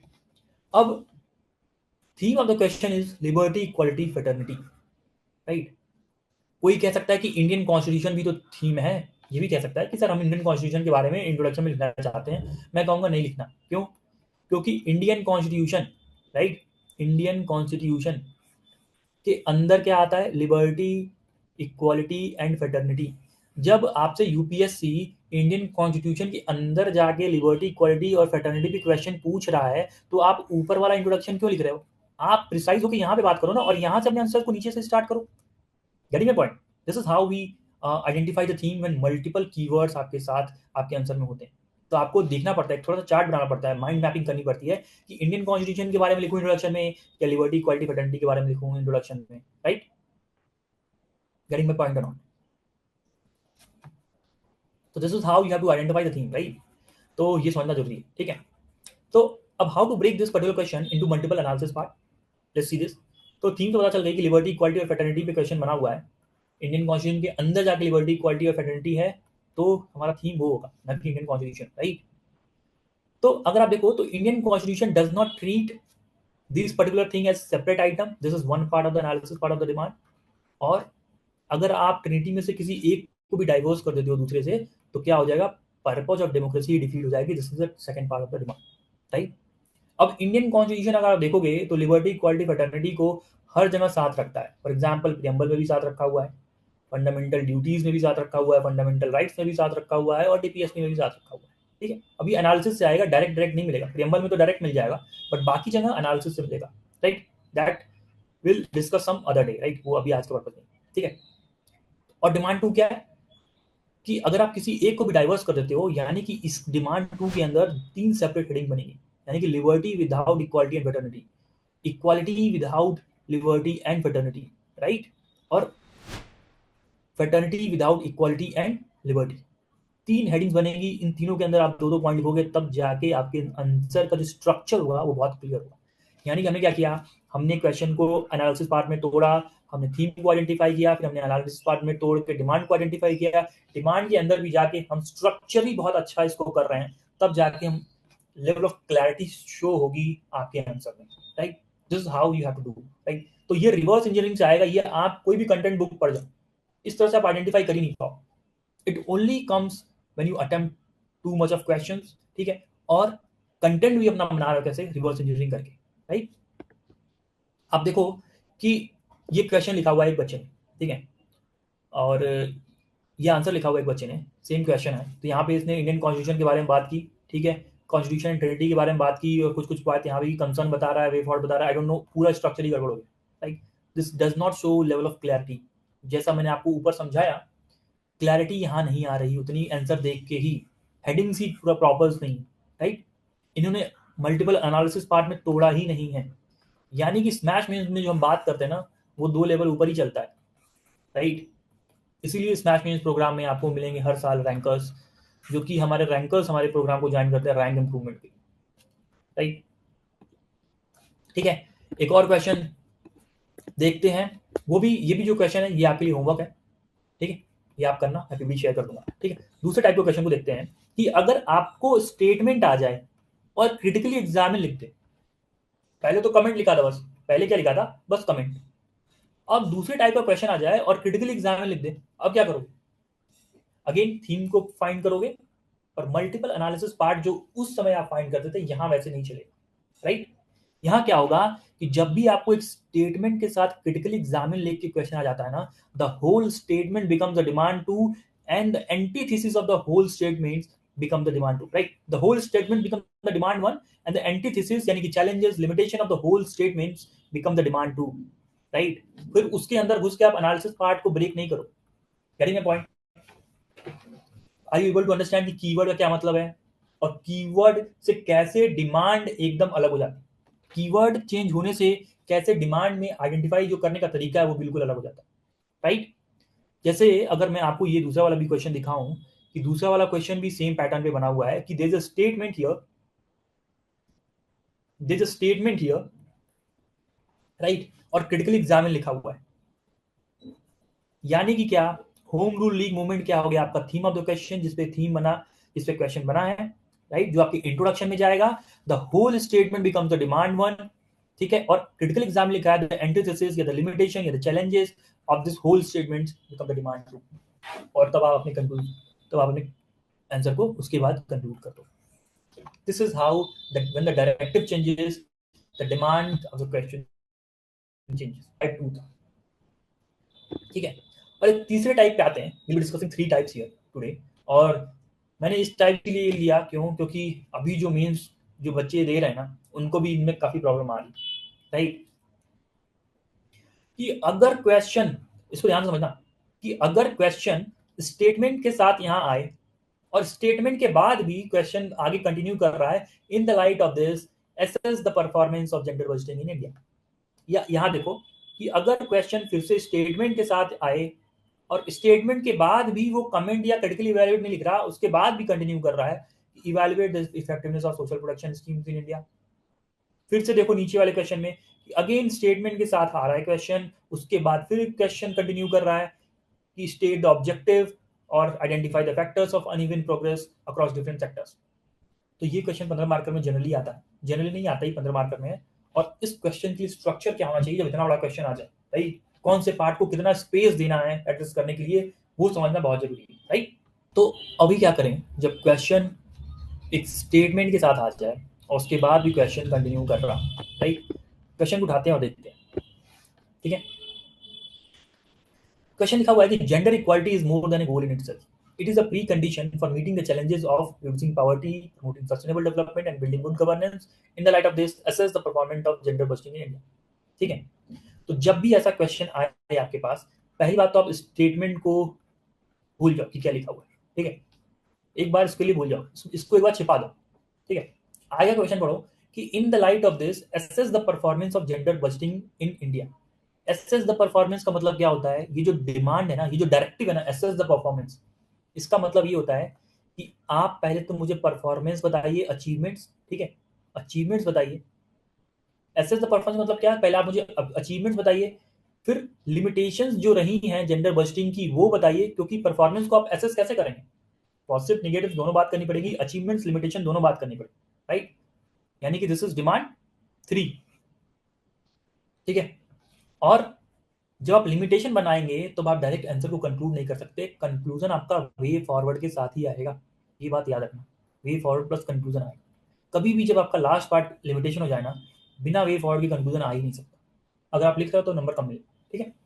तो लास्ट वाले जो पार्ट है ना, in the light of this assess the performance of gender busting India, तो ये जो डायरेक्टिव जो बहुत लोगों को समझ नहीं आती है, इसके अंदर दो डिमांड ऐसी छुपी होती है और यही डायरेक्टिव बताती है कि कंक्लूजन भी वे फॉरवर्ड के साथ आएगा, यू गेट दिस, राइट,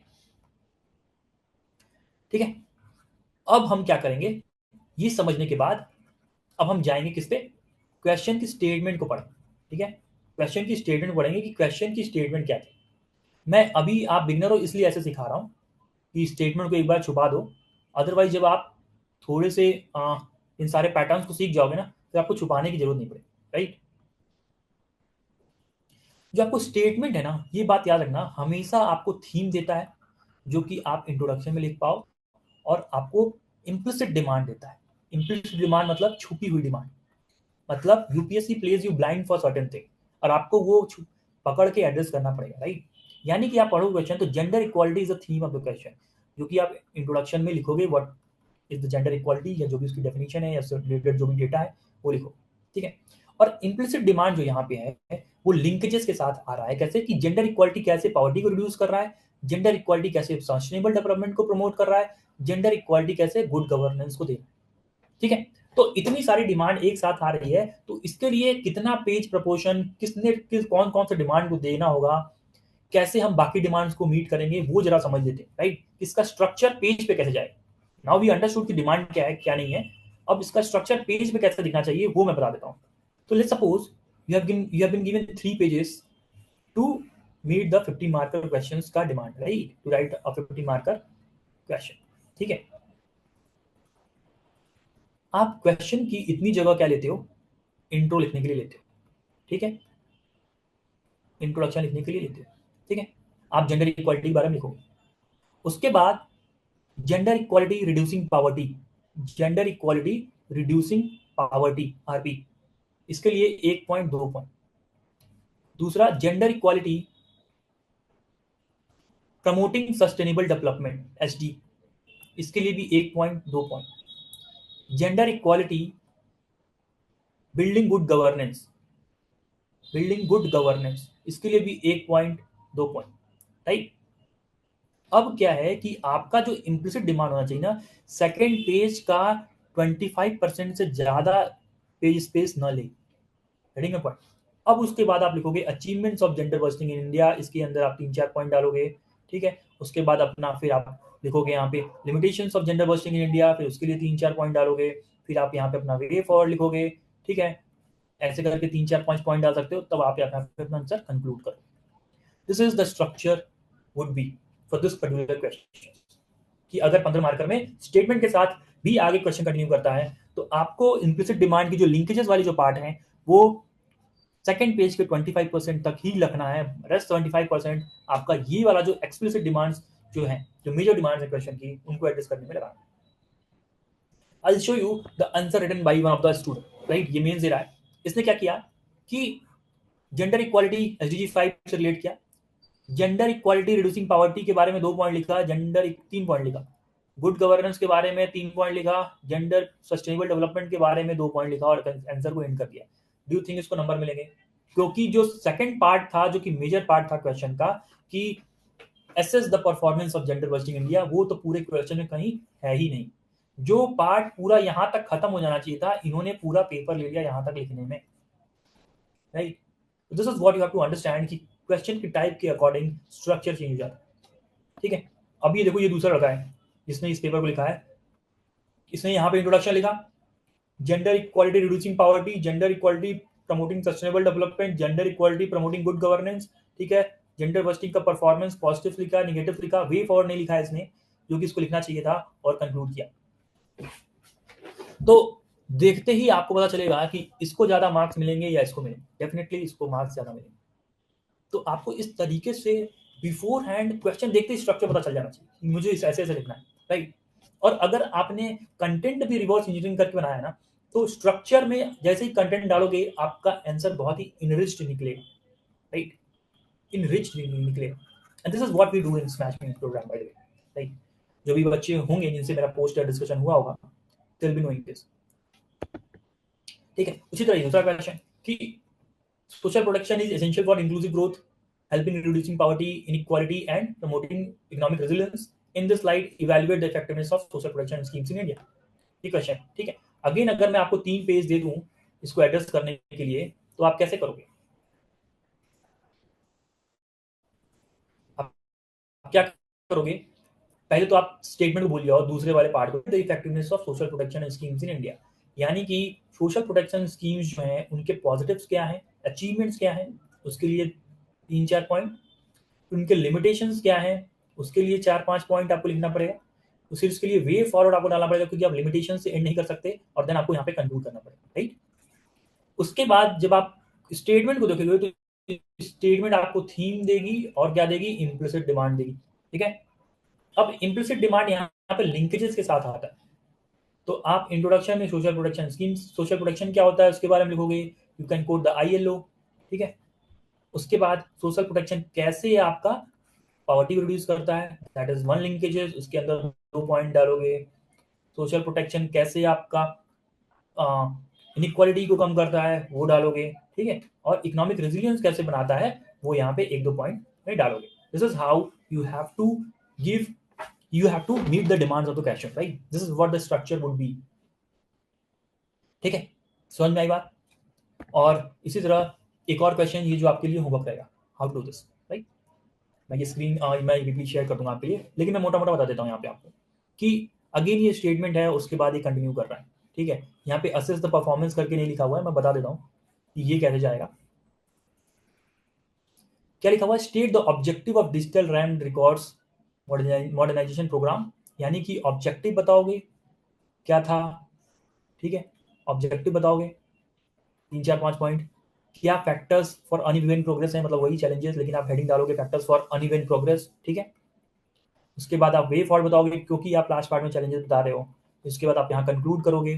फिर आपको ये वाली स्टेटमेंट आपको थीम देगी, यानी कि कॉम्प्रिहेंसिव लैंड मैनेजमेंट के बारे में आप इंट्रोडक्शन में लिखोगे, ठीक है। यहाँ कोई लिंकेजेस नहीं है कि ये पूछ रहा है कि कैसे comprehensive integrated land management system is the utmost importance for the overall development of the rural area, right. यहाँ पे कोई लिंकेजेस नहीं है, यहाँ पे ये इम्प्लिसिट डिमांड एक तरीके की हेडिंग बन जाएगी, और यहाँ पे आप 5 पॉइंट इसके अंदर डिस्कस कर दो, ठीक है। वो भी आपका page space 25% of the second page से ज्यादा नहीं जाना चाहिए। This is what the structure would be, right. और कंटेंट आपको रिवर्स इंजीनियरिंग के थ्रू प्रिपेयर करना है, जो मैंने आपको ऊपर सिखाया, राइट। तो दिस इज हाउ ये जो है, आप अलग अलग क्वेश्चन के अलग अलग स्ट्रक्चर, इसके और भी बहुत सारे वेरिएशंस होते हैं, जैसे कि कैसे कोड बेस्ड क्वेश्चन को अप्रोच करेंगे एथिक्स, उसके भी स्ट्रक्चर ही उसके लिए क्या स्ट्रक्चर होना चाहिए, केस स्टडीज को कैसे करना चाहिए, वो भी हम सिखाते हैं आपको। और भी जो डिफरेंट तरीके के क्वेश्चन हैं, उनमें डायग्राम्स कैसे बनेंगे, कौन सा डायग्राम कितना प्रोपोर्शन लेना चाहिए, ठीक है, डायग्राम रेलिवेंट होगा कि नहीं होगा, तो और कितने डायरेक्टिव्स हैं जिसके साथ क्वेश्चंस आए तो उसका स्ट्रक्चर कैसे चेंज हो जाएगा। All these things we teach you in the smash means programme, right. और वो चीज जो सिखाने वाली होती है ना, वो क्वेश्चन के डिस्कशन के थ्रू ही होती है। ऐसे क्लास लेके सिखाना इज नॉट दैट ग्रेट। तो वो डिस्कशन के थ्रू ही, जब से आप 200 क्वेश्चन बच्चा अगर डिस्कस कर ले, जो हमने प्रोग्राम ही पूरा बनाया है कि उसमें अगर 200 क्वेश्चन हम हर, अगर जैसे कि हमारे 18 टेस्ट हो रहे हैं और टोटल 30 टेस्ट हैं आई थिंक स्मैश में इसमें, और हर एक बंदा अगर एक 30 को टेस्ट को लिखता है और 10 क्वेश्चन के आसपास 10 से 12 क्वेश्चन हम डिस्कस करते हैं हर एक पेपर में, क्योंकि एनालिटिकल क्वेश्चन थे, इजी क्वेश्चन नहीं। तो अगर आप देखोगे तो 200 300 क्वेश्चन हम ओवरऑल पर ईयर डिस्कस कर जाते हैं, राइट। तो उस लेवल की समझ उसको इस एक्सरसाइज के थ्रू आ जाएगी। This is what we guarantee, ठीक है। अगर वो ना सीखे तो अलग बात है, अगर पेपर ना लगा के आए तो अलग बात है, ठीक है। तो अभी देखते हैं कि रिवीजन स्ट्रेटजी कैसे होनी चाहिए, ठीक है। लेट्स अंडरस्टैंड कि रिवीजन स्ट्रेटजी कैसे होनी चाहिए फॉर द मीन्स। तो एक बात समझ लो, एक बात अभी ध्यान से समझना, जो भी अभी मेरी बात सुन रहा है ना, ध्यान से समझना, ये बहुत इंपॉर्टेंट है कि सितंबर से तुम्हारा जो जनवरी का टाइम है ना, वो मेंस का टाइम है, ये बात जान लो, ठीक है। ये टोटल अभी तुम्हारे पास 5 महीने हैं, और जनवरी के बाद एकदम मेंस छूट सा जाएगा, फिर प्रीलिम्स स्टार्ट होगा। और प्रीलिम्स यहाँ तुमने दिया, ये प्रीलिम्स स्टार्ट होगा यहाँ से, प्रीलिम्स के प्रीलिम्स होगा यहाँ पे, और प्रीलिम्स आपने दिया तो ये 4 महीने का गैप हो जाएगा, 4 मंथ्स का गैप, 4 मंथ्स का गैप हो जाएगा, ठीक है। और आपने यहाँ कितना भी 30 मार खा बन के पढ़ाई की हो, सब कुछ पढ़ लिया हो, वो 4 महीने के गैप में सब भूल जाएगा। This is the human tendency, this is the human tendency, वो 4 महीने के गैप में सब कुछ भूल जाओ, ठीक है। और प्रीलिम्स के बाद से वापस से रीगेन पढ़ना करना पड़ेगा, सब कुछ वापस से सब कुछ तुमको रीगेन करना पड़ेगा, ठीक है।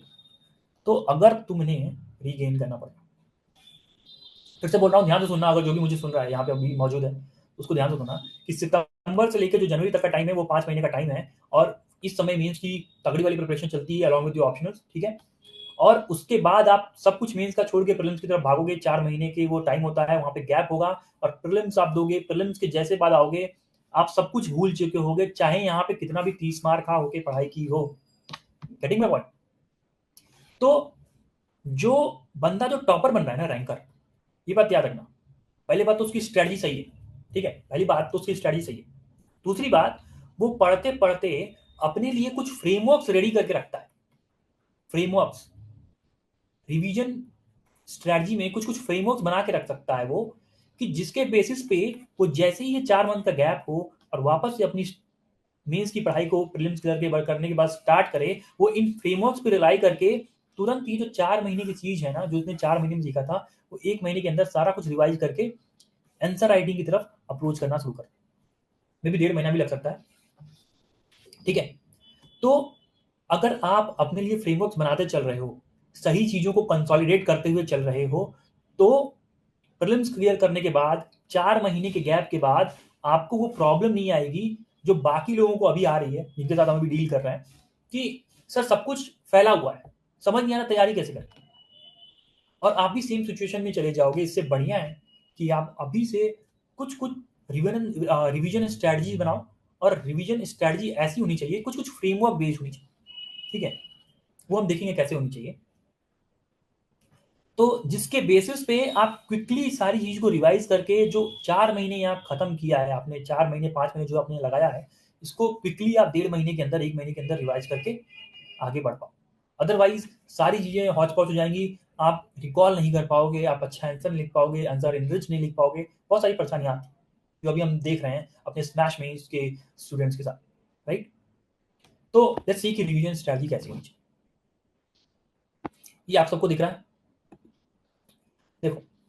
पहली बात, जो मैंने तुमको रिवर्स इंजीनियरिंग करना सिखाया शुरू में, रिवर्स इंजीनियरिंग जो करना मैंने तुमको सिखाया कि सिलेबस सिलेबस की हर एक लाइन को हमने कैसे देखा, पीवाईक्यूज के लेंस से देखा, ठीक है।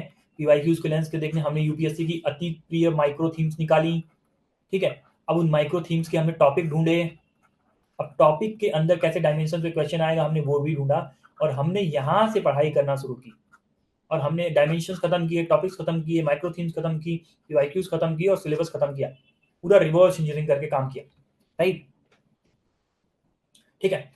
और हमने फिर स्ट्रक्चर देखा कि अलग अलग क्वेश्चन आ गए तो स्ट्रक्चर कैसे बनेगा, कोई वो भी हर एक पीवाईक्यू के बेसिस पे हमने स्ट्रक्चर बनाने की कोशिश की। वो पीवाईक्यूज नहीं थे हमारे, जो हमने ऊपर डिस्कस किए वो हमारे फुल लेंथ टेस्ट के क्वेश्चन थे, जो कि पीवाईक्यूज की फ्रेमिंग पे ही बनाए जाते हैं, राइट। तो अभी रिवीजन स्ट्रैटेजी कैसे रखें, इस सामने जो स्क्रीन पे जो भी लगा हुआ है, जो स्क्रीन पे जो पेज है, इसको ध्यान से देखो। तुमको जब तुम इस तरीके से पढ़ाई करोगे ना, रिवर्स इंजीनियरिंग वाली पढ़ाई करोगे, रिवर्स इंजीनियरिंग वाली, ये रिवर्स इंजीनियरिंग वाली पढ़ाई करोगे, तो तुमको हर एक लाइन की रेलेवेंस पता चल जाएगी यूपीएससी के सिलेबस की। जैसे मान लो ये 12 नंबर की जो लाइन है, जीएस पेपर 2 की, जीएस पेपर 2 की जो 12 नंबर की लाइन है, कि इस पर्टिकुलर लाइन से किस तरीके के क्वेश्चंस बन रहे हैं, ये तुमको समझ में आने लगेगा। जब तुम रिवर्स इंजीनियरिंग करोगे तब ये तुम्हारे अंदर ही एबिलिटी डेवलप होगी, ठीक है। मैं अभी बता रहा हूं, तुम सुन लो इस चीज को ढंग से, लेकिन ये तुम अपने मन से देख पाओगे तभी, जब तुम इस चीज को रिवर्स इंजीनियरिंग के थ्रू तुमने 1 आध महीना प्रैक्टिस किए तब, ठीक है। कि इस पर्टिकुलर लाइन से 2 टाइप के क्वेश्चंस बनते हैं, हर एक लाइन से कुछ कुछ टाइप के क्वेश्चंस बनते हैं, इस पर्टिकुलर लाइन से 2 टाइप के क्वेश्चंस बनते हैं, ठीक है। पहला क्या, कि ये वेलफेयर ऑफ वनरेबल सेक्शन लिखा हुआ है ना, तो वनरेबल सेक्शन पे एक ब्रॉडर क्वेश्चन आता है।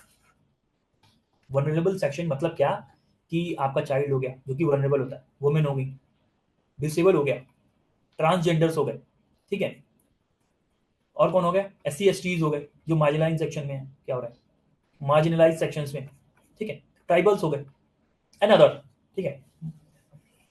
तो ये वनरेबल सेक्शंस हैं जो कि प्रोन टू अटैक रहते हैं, या प्रोन टू, इनके साथ, क्योंकि वनरेबल है तो they are prone to many things. तो तुम ये समझो कि एक ब्रॉडर क्वेश्चन आता है कि जो भी सोशल प्रोटेक्शन स्कीम्स हैं इनके लिए, या जो वनरेबल सेक्शंस के लिए जो वेलफेयर स्कीम्स हैं, उनके परफॉर्मेंस बताइए, ऐसे करके क्वेश्चन आता है ब्रॉडर लेवल पे। यानी कि आपको हर एक वनरेबल सेक्शन की जो स्कीम है उसकी अचीवमेंट क्या रही है, उसकी लिमिटेशन क्या रही है, और उसके लिए वे फॉरवर्ड क्या है, उस तरीके का एक क्वेश्चन बन के आता है, ठीक है, ब्रॉडर लेवल पे। दूसरा, अगर कोई चीज न्यूज में है, जैसे फॉर एग्जांपल कि मैनुअल स्क्वेंजिंग पे एक्ट आया था, वो बहुत न्यूज में था, तो वो डायरेक्ट क्वेश्चन बन सकता है। या नेशनल चाइल्ड पॉलिसी जब आई थी, वो न्यूज में थी, उस पर डायरेक्ट क्वेश्चन आ सकता है। या अभी आप देखो कि ये देखो यहाँ पे क्वेश्चन आया हुआ है कि person right with disability act, कोई एक्ट आया किसी मार्जिनलाइज सेक्शन के लिए या किसी वनरेबल सेक्शन के लिए, वो आ सकता है। यानी कि 2 टाइप के क्वेश्चन आ रहे हैं, एक तो ब्रॉडर लेवल पे क्वेश्चन आ रहा है, ठीक है, एक तो ब्रॉडर लेवल पे क्वेश्चन आ रहा है कि वनरेबल सेक्शंस की परफॉर्मेंस बताओ। दूसरा कैसा क्वेश्चन आ रहा है कि कोई भी अगर नया एक्ट आ गया, कुछ नया डेवलपमेंट हो गया वनरेबल सेक्शंस के किसी भी एक वनरेबल सेक्शन टारगेट ग्रुप के लिए, वो क्वेश्चन प्रोबेबल हो जाता है। इस तरीके से आपको सोचना पड़ेगा, ठीक है। समझ में आ रही मेरी बात, ठीक है। तो आपको अगर हर एक सिलेबस के लाइन का रेलेवेंस पता चल जाए ना, थीम्स को देख के कि इस पर्टिकुलर सिलेबस लाइन पे कैसे कैसे क्वेश्चंस बन रहे हैं, तो अब आप कुछ फ्रेमवर्क स्ट्रेटजी बना सकते हैं। यानी कि अगर मैं आपको ये दिखाऊं, ये वाला आप पीडीएफ देखो एक बार। यानी कि जो भी वनरेबल सेक्शंस हैं, फॉर एग्जांपल जैसे कि वुमेन है, ये चिल्ड्रन है, ठीक है, और जैसे SC STs हैं, तो इनके लिए क्या गवर्नमेंट स्कीम्स हैं, उनके डिस्क्रिप्शंस क्या है, ठीक है, सक्सेसेस क्या है उनके, ठीक है, लिमिटेशंस क्या रही हैं और वे फॉरवर्ड क्या है, ये आप एक जगह फ्रेमवर्क बना के रेडी रखो। अब इस पर्टिकुलर फ्रेमवर्क से, ये 2 पेज की पीडीएफ से, ये 2 पेज की जो पीडीएफ है, इससे आप कम से कम 5-6 क्वेश्चन सॉल्व कर सकते हैं, ठीक है। तो ऐसे ऐसे फ्रेमवर्क्स बना के रखो कि कुछ 2 पेज की 4 पेज की पीडीएफ से आप 5-6 क्वेश्चन सॉल्व कर पा रहे हो आराम से, ठीक है। कोर कंटेंट यही रहेगा, कोर कंटेंट जो रहेगा क्वेश्चंस का वो यही रहेगा, सक्सेस क्या है, लिमिटेशंस क्या है, ठीक है, वे फॉर्ट्स क्या है, और क्वेश्चंस के डिमांड के अकॉर्डिंग आर्टिकुलेशन चेंज होता जाएगा, क्वेश्चन के डिमांड के अकॉर्डिंग आर्टिकुलेशन चेंज होता जाएगा, और उस तरीके से आप क्वेश्चंस की डिमांड को एड्रेस करते जाओ। आर्टिकुलेशन का गेम आपको लिखते लिखते आएगा, वो आपके अंदर ही डेवलप होगा, उसको बताया नहीं जा सकता, ठीक है। कोर कंटेंट दिया जाता है, कोर कंटेंट जैसे जो ये है, आप इसी क्वेश्चंस के data, facts, limitation, successful base पे अपने आंसर को लिखोगे, लेकिन क्वेश्चन के डिमांड के हिसाब से आर्टिकुलेशन चेंज करते जाओगे ताकि क्वेश्चन के टोन में आंसर लिखे, वो आपके अंदर डेवलप होगा। जब आप 200 क्वेश्चन अराउंड प्रैक्टिस करते हो ना, लिखते हो, तो वो आर्टिकुलेशन का गेम आप खुद सीखते हो, ठीक है, वो आपके अंदर ही इनकलकेट होगा as a muscle memory of yours, right. वो सिखाया, मतलब ऐसे दिया नहीं जा सकता कि ये लो, क्योंकि क्वेश्चन कभी भी आ जाए, क्या पता, जो भी पीवाईक्यूज आए हुए हैं, मुझसे बच्चे पूछते हैं सर आप पीवाईक्यूज करा रहे हो, तो उसमें तो अभी भी क्वेश्चन आए नहीं, तो क्यों करा रहे हो, तो क्वेश्चन नहीं आएगा, बट आप उनको करते करते कंटेंट का आर्टिकुलेशन सीख जाओगे। गेटिंग माय पॉइंट, वो कंटेंट का आर्टिकुलेशन अगर आप सीख गए ना, फिर आप किसी भी क्वेश्चन को एक कोर कंटेंट, यानी कि जो भी कोर कंटेंट जैसे इस पेज में लिखा है, और आर्टिकुलेशन चेंज के किसी भी क्वेश्चन की डिमांड को एड्रेस कर सकते हो। गेटिंग माय पॉइंट, बात समझ में आ रही कि नहीं, ठीक है। वापस से आते हैं अपनी मेन पीपीटी पे। तो अभी एक चीज मैं दिखा भी देता हूँ तुमको कि कैसे कोर कंटेंट के बेसिस पे ही क्वेश्चंस को सॉल्व किया जाता है, ठीक है। अब जैसे ये पहला क्वेश्चन पढ़ लेते हैं कि development and welfare scheme for the vulnerables by its nature are discriminatory in approach, do you agree, give reason for your answer, ठीक है। अभी जैसे ये क्वेश्चन है, तो क्वेश्चन पढ़ने में तो बड़ा अटपटा लग रहा है कि डिस्क्रिमिनेटरी इन अप्रोच एंड क्या क्या लिखा हुआ है, समझ नहीं आ रहा, ठीक है। अब मैंने बोला कि कोर कंटेंट सेम ही रहेगा, बट आर्टिकुलेशन चेंज होगा और आप क्वेश्चन की डिमांड को एडजस्ट कर सकते हैं, राइट। अगर मैं पूछूं आपसे कि डेवलपमेंट एंड वेलफेयर मेजर्स कैसे डिस्क्रिमिनेटरी है, तो कैसे बताओगे। फॉर एग्जाम्पल, जो मनरेगा स्कीम है, ठीक है, वो सिर्फ और सिर्फ रूरल पुअर्स के लिए है, अर्बन पुअर्स के लिए नहीं है, राइट। अर्बन पुअर्स के लिए एम्प्लॉयमेंट गारंटी एक्ट कोई भी नहीं है, तो इज दिस डिस्क्रिमिनेटरी और नॉट। तो यानी कि मनरेगा की जो एक्ट की जो लिमिटेशंस है, वो लिमिटेशंस जो कि डिस्क्रिमिनेटरी हैं, वो आर्टिकुलेशन चेंज करके मैं अपने आंसर को एड्रेस कर सकता हूं। गेटिंग माय पॉइंट, समझ में आ रही कुछ बात। जैसे मान लो कि कुछ भी, जैसे कि कुछ डेवलपमेंट मेजर्स है, लाइक रिजर्वेशन, रिजर्वेशन है जो कि एक पॉजिटिव डिस्क्रिमिनेशन बोला जाता है। वो डिस्क्रिमिनेटरी कैसे है, बिकॉज डाइल्यूट करता है मेरिटोक्रेसी को, करता है, ठीक है।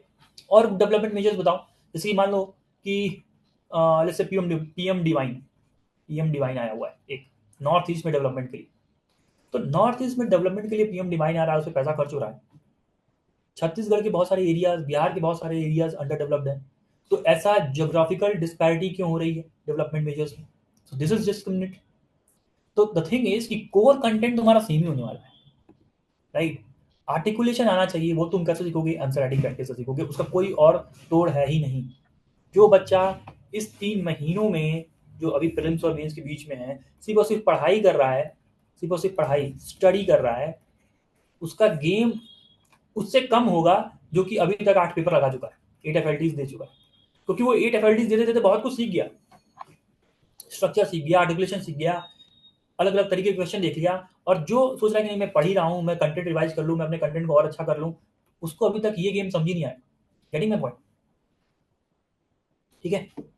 तो वापस से आते हैं और दूसरे स्लाइड पे चलते हैं, एक और देखते हैं, एक और स्लाइड कि वहाँ पे रिवीजन स्ट्रैटेजी कैसे हो सकती है। जैसे ये मैंने यहाँ पे लगा दिया है स्क्रीनशॉट लेके उस 2 पेज का।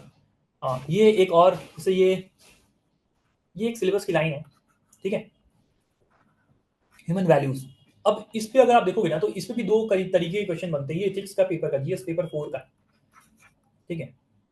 अब इस पे भी दो तरीके के क्वेश्चन बनते हैं। एक तो क्वेश्चन बनता है कि lesson from the lives of great leaders, यानी कि महात्मा गांधी के कॉन्सेप्ट बता दो, सेवन सिंस का क्या है, या बुद्धा की टीचिंग बता दो और कैसे आज के डेट में रेलिवेंट है, ठीक है। गुरु नानक की टीचिंग बता दो, सावित्रीबाई फुले की टीचिंग बता दो। ये सब क्वेश्चन आए हुए हैं, ठीक है। सावित्रीबाई फुले की क्वेश्चन बता दो। और दूसरा टाइप का जो क्वेश्चन आता है कि प्रेजेंट डे कॉन्टेक्स्ट में जो भी सोशल प्रॉब्लम्स हो रही हैं, for example sexual abuse of women हो रहा है, ठीक है, ठीक है, उसके रीजंस क्या है और सोसाइटी में इसको कम कैसे किया जा सकता है, तो आप उसको एथिकल एंगल दे के बताओगे, कैसे वैल्यू इनकलकेट करोगे। उसमें रोल ऑफ फैमिली, सोसाइटी और एजुकेशनल इंस्टीट्यूट आएगा कि कैसे आप इंडिविजुअल का, सोसाइटी का और एजुकेशन इंस्टीट्यूशन का क्या रोल है कि मॉरल वैल्यूज को अपलिफ्ट करें ताकि ये सारी वायलेंस जो है, सेक्सुअल वायलेंस या सेक्सुअल अब्यूज कम हो, ठीक है। ये देखो यहाँ पे क्वेश्चन आया सेक्सुअल अब्यूज का, ठीक है। तो इस तरीके के दो टाइप के क्वेश्चन बनते हैं। तो अगर आपको हर एक लाइन की रेलेवेंस पता हो तो उसके बेसिस पे आप कुछ फ्रेमवर्क बना के कुछ कंटेंट रेडी कर सकते हैं। हम बेस कंटेंट, कोर कंटेंट, फिर आर्टिकुलेशन के लेवल पे जाके अगर कोई क्वेश्चन दूसरा आ गया तो अपने आंसर्स को मोल्ड कर सकते हैं उस तरीके से। Getting my point? आगे देखते हैं कैसे करते हैं कि फॉर एग्जाम्पल गांधी का सेवन सीन है, ठीक है, और गांधी से का सेवन सीन का रेलेवेंस हमने आज यहाँ डिस्कस किया और इसके लिए कुछ रियल लाइफ एग्जाम्पल्स भी लिखे, ठीक है, यहाँ पे। उसके बाद देखो कि गुरु नानक की टीचिंग हुई या सावित्रीबाई फुले की टीचिंग हुई या बुद्धा की टीचिंग हुई। अब इनके रियल लाइफ एग्जांपल्स हमने यहाँ नोट किए, कैसे आज के डेट में ये प्रेजेंट डे कॉन्टेक्स्ट में रेलेवेंट है उसको नोट किया और इनकी टीचिंग्स क्या थी वो भी डाला। अगर आप एक चीज समझने की कोशिश करो कि जितने भी जो फिगर्स हैं हमारे, ग्रेट लीडर्स रहे हैं पुराने टाइम में या ग्रेट थिंकर्स रहे हैं, कुछ कुछ उनकी जो टीचिंग्स है ना वो यूनिक है, बाकी सब एक ही बात करते हैं, ठीक है। सबने सोशल रिफॉर्म किया, सबने एजुकेशन के बारे में बात की है, ठीक है, सबने डिस्क्रिमिनेशन के अगेंस्ट बोला है, ठीक है। यानी कि जो ये रियल लाइफ एग्जांपल्स होंगे ना सबके लिए रेलेवेंट होंगे। बट आपको अगर कोई दूसरा आ गया, फॉर एग्जांपल जैसे अंबेडकर आ गए आप कि उनकी टीचिंग बताओ, तो रियल लाइफ एग्जांपल्स तो आप यही यूज कर सकते हो और इनकी कुछ टीचिंग जो यूनिक होंगी वो, और उनकी यूनिक से कुछ एग्जाम्पल यहाँ पे मैप करके अपना आंसर बना सकते हो। और बाकी सारी टीचिंग जैसे एजुकेशन हो गया, सोशल रिफॉर्म हो गया, वो सारी चीजें सेम ही रहेंगी, तो ये डायरेक्ट यहाँ से उठ उठ के आंसर बन जाएगा, राइट। समझ पा रहे हैं मेरी बात? जो बच्चे जो टॉप करते हैं या फिर जो बहुत जल्दी मीन्स को सीख पाते हैं या बहुत अच्छा आंसर तुरंत लिख पाते हैं, वो कहीं ना कहीं इन चीज़ों को नोइंगली या अननोइंगली कर रहे होते हैं, राइट। तो जो आर्टिकुलेशन का गेम है ना वो आप खुद ही डेवलप करोगे। कोर कंटेंट बनाना सीखो। वो कैसे पता चलेगा? रिवर्स इंजीनियरिंग करके अपनी पढ़ाई को शुरू करो, right. I think this is our smash means programme. बहुत सारे लोग आप इनरोल होंगे, ठीक है। और now this the end of the webinar.